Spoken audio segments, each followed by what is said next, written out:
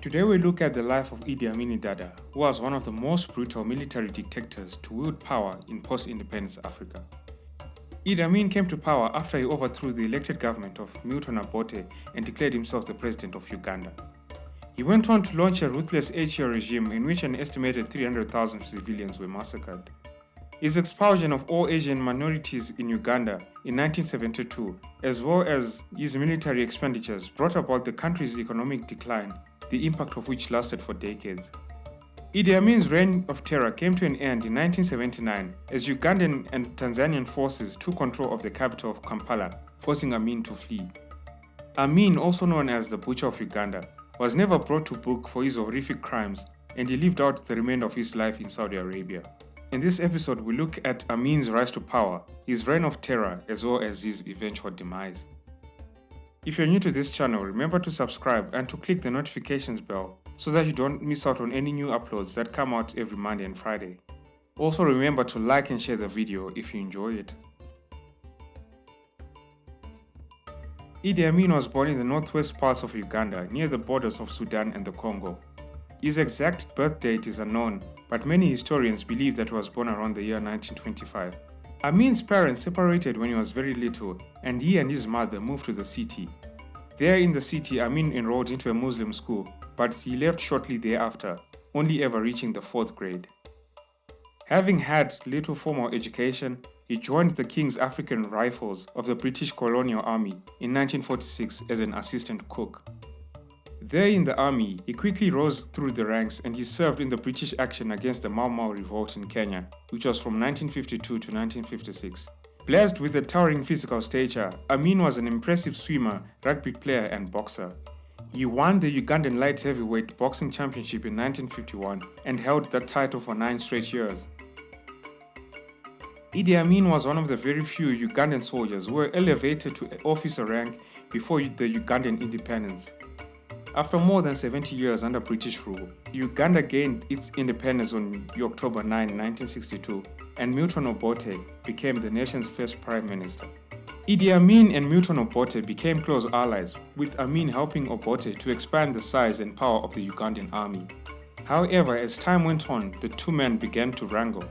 The wrangling was as a result of Obote having lost trust in Idi Amin. Obote had survived 2 assassination attempts, and although the brains behind these attempts were unknown, Obote suspected Idi Amin. Milton Obote ordered Amin's arrest while en route to Singapore for a Commonwealth Heads of Government conference. During his absence, however, Amin took the offensive and staged a coup on January 25, 1971, seizing control of the government and forcing Obote into exile. This was an ironic twist of fate because Obote was forced into exile by the same man he had empowered. After the coup, Amin became the president of Uganda as well as the chief of the armed forces. He went on to name himself the Field Marshal in 1975 and Life President in 1976. The Ugandan people were generally enthusiastic about Amin taking control. To them, the new president wasn't merely a military leader but a charismatic man of the people.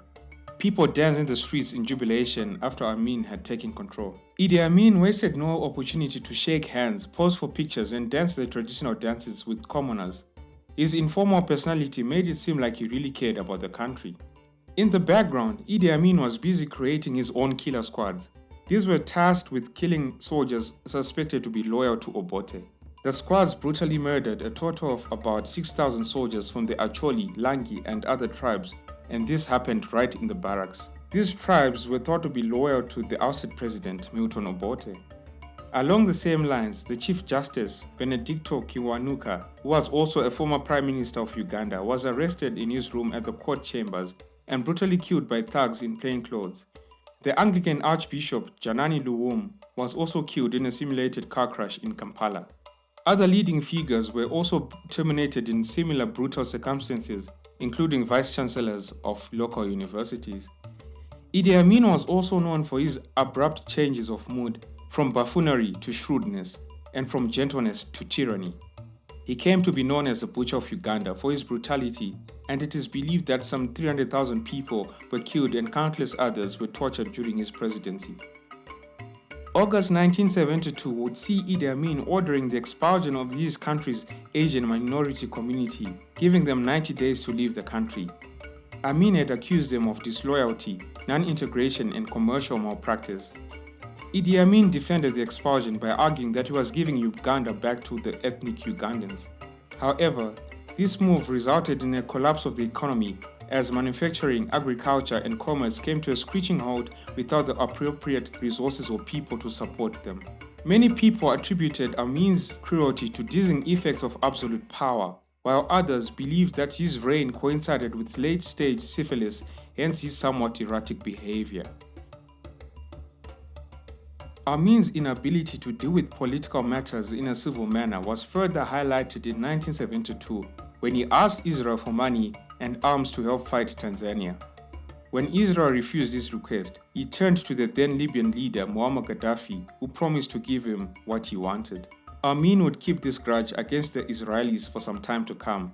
His opportunity to enact revenge against Israel would come in 1976.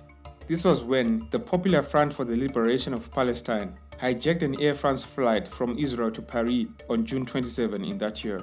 Idi Amin welcomed the terrorists and supplied them with troops as well as weapons. He was, however, left with egg on his face when Israeli commanders subsequently rescued the hostages in a surprise raid on the Entebbe airport. In what turned out to be one of the most daring and successful rescue missions in history, 101 out of 105 remaining hostages were liberated. Only one Israeli soldier lost his life during the operation, while all 7 hijackers and 20 Ugandan soldiers were killed during the process. After this embarrassing turn of events, Amin ordered the execution of one of the hostages, a 74-year-old British-Israeli woman by the name of Dora Bloch. Dora Bloch had fallen ill during the hostage crisis and was being treated in a Ugandan hospital. Over time, the number of Amin's close allies dwindled and formerly loyal troops began to mutiny. When some of his troops fled the country and crossed the border into Tanzania, Amin accused Tanzanian President Julius Nyerere of instigating the unrest and retaliated by annexing a territory of Tanzania. The Tanzanians, aided by Ugandan nationalists, eventually overpowered the Ugandan army of Amin. Tanzanian forces went on to invade Uganda and captured the capital city Kampala, overthrowing Amin's regime. This happened on the 11th of April 1979. Amin was forced to flee after the capture of Kampala, and although he originally sought refuge in Libya, he later moved on to Jeddah in Saudi Arabia alongside his 4 wives and more than 30 children. There, he lived comfortably until his death from multiple organ failure in 2003. Uganda suffered more after the fall of Amin. Governments came and went, and civil war began in 1981. Only with the victory of Yoweri Museveni in 1986 did the country stabilize. However, war continued to erupt in northern Uganda, and this was due to the fighting between the Ugandan army and Joseph Kony's Lord's Resistance Army. You can check the link to the Joseph Kony episode in the description box below.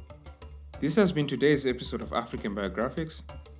In the next episode, we cover someone who was a charismatic figure but also at the same time was very controversial, Muammar Gaddafi. Cheers all, have a good one.